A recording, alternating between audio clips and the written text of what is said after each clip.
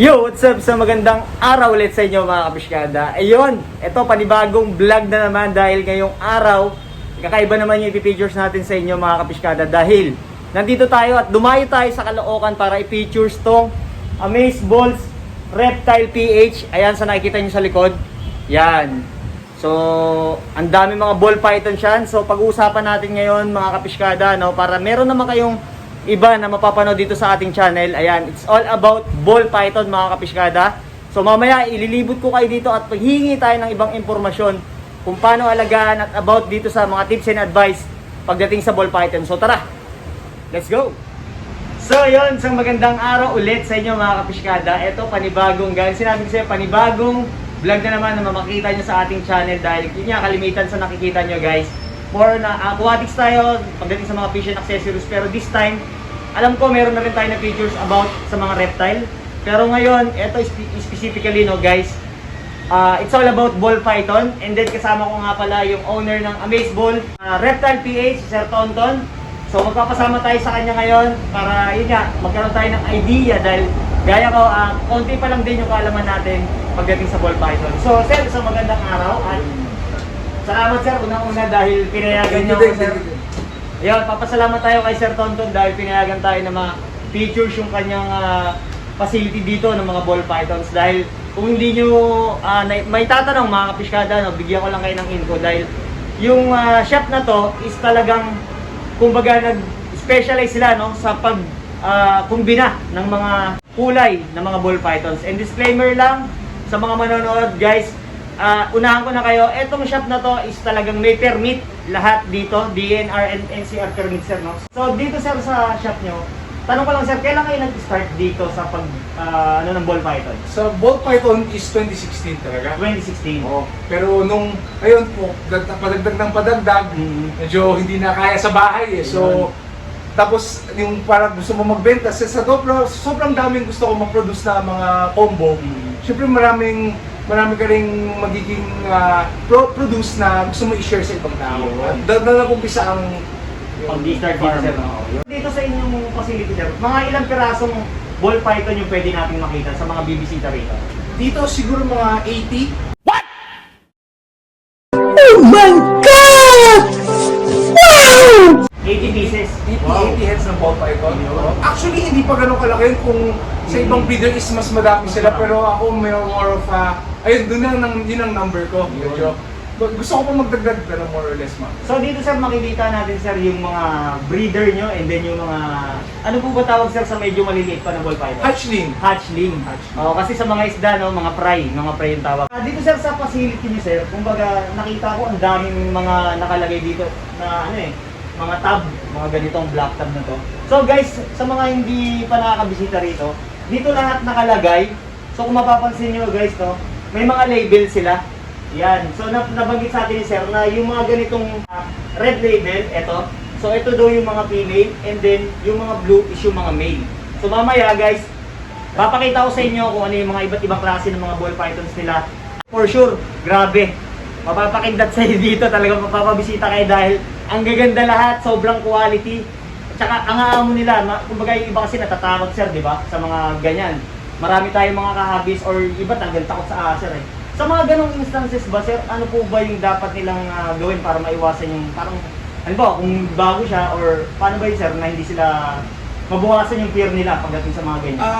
Sa totoo lang, para mabawasan yung fear is education talaga. Kasi Education. kung malaman mo lang at matuto mo lang ang totoong ugali nila, malalaman mo na yung takot mo is wala lang pa. Yun. So pinaka-the best pa rin talaga yung about dito sa info and then mag-search din tayo before tayo mag-alaga ng ball python. Pagdating po ba sa feeding yan sir, ilang araw po ba sila pinapakain or weeks sila binibigyan ng pagkain?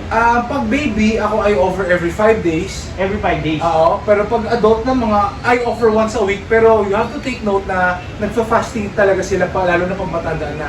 Lalo na ako iba, may isa ako 9 months hindi kumain. Pero biglang ano lang pala, nagfa-fasting lang sila. Okay. Yes. Pagdating sa diet sir, ano po yung mga binibigay nating pagkain? Typically rodents talaga. Rodents. So, mice, hamsters, Yun, yung rats. Mice, rats, and hamster. Yun. So, pagdating naman sir sa pag-maintain ng cleanliness dito sa kada lagayan nila, mga ilang ano po sila pinapalitan ng mga beddings? Well, actually pinapalitan ko sila pag nakakusot sila, spot clean lang. So, pero typically siguro mga after 2 weeks, medyo madumi na. So, total change na. Yun. So, pag ako, I recommend kusot or dyaryo. Kusot is good kasi hindi mo na mawala yung amoy Yun. ng dumi nila. Mas na-absorb siya. Tsaka mas matagal yung lifespan niya, kumbaga. Ayan, so pakita muna natin dito saglit. Ayan, may mapapansin nyo mga kapiskada, may mga kusot to dahil yun nga, para din yung mga poops at saka yung mga ano nila, mga ihibad, kumbaga na-absorb nila ng kusot. So ayan. So napaka simple lang. So sir, ano nakapansin ko itong pinaka-cover dito sir, para ano po ba yung purpose niyan sir? Actually, ito ano lang, hide lang. Hindi naman siya talagang necessary, pero I highly recommend talaga. Kasi ang ball python, sa totoo lang, mahihayin talaga silang mga animal. Kaya kung mapansin mo, kahit ano, buksan mo, kung buksan mo yung mga ano, nasa loob talaga sila ng taguan nila. Mahilig talaga sila tumago. Eh pag medyo lumalaki-laki na naman sila, like for example, ito, medyo adult na siya. Kumbaga, wala nang point lagyan ng hide dahil medyo malaki-laki na siya. Kumbaga yung buong taguan niya is parang hide na niya. So tumatanggap din po ba kayo sir ng mga orders through Norte, South? Yes, tumatanggap tayo nationwide, walang problema. May shipper naman tayo. Ayun nga lang, yung LTP is free of charge na tayo doon. Pero sa shipping fee, depende na lang nga talaga. Okay. Yun. So, yun guys, no? Kagandahan dito kay kina sir. And then, ilalagay ko din yung page ng Amazeballs dito para, yun nga sa mga inquiries nyo, pwede nyong kontakin sila. May mga masipat at kumindat sa inyo rito, talaga namang ibang nyo na kagad dahil napakaganda ng mga ball pythons. So, dito guys, sinabi ko sa inyo mga kapisyada, no? So guys, legal siya, so may permit mula sa DENR. Tama po ba sir? So, sir, bigyan niyo po kami ng info about sa permit kapag once na mag-avail sila ng ball python. Well, actually, yung sa permit naman is, kumbaga may permit ako para maka-operate lang, parang normal na business lang, kumbaga. Para maka-issue ako ng resibo, kailangan may DNR permit muna ako. Advantages of getting a permit, of getting a snake na from a licensed permit holder is, ayun nga, may resibo ka and meron kang certificate. Parang resibo, alam naman natin, kung may resibo to, syempre, legit to. Kumbaga, and syempre, we add certificate para, syempre, for information and other purposes. Actually, ang isa pa dun, kasi kailangan mo yung yung resibo and yung certificate. Kasi lalo na kung kunyari, lilipat ka next time, and gusto mo dalhin legal yung snake, kunyari, lilipat ka sa Siargao, for example, or sa gano'n.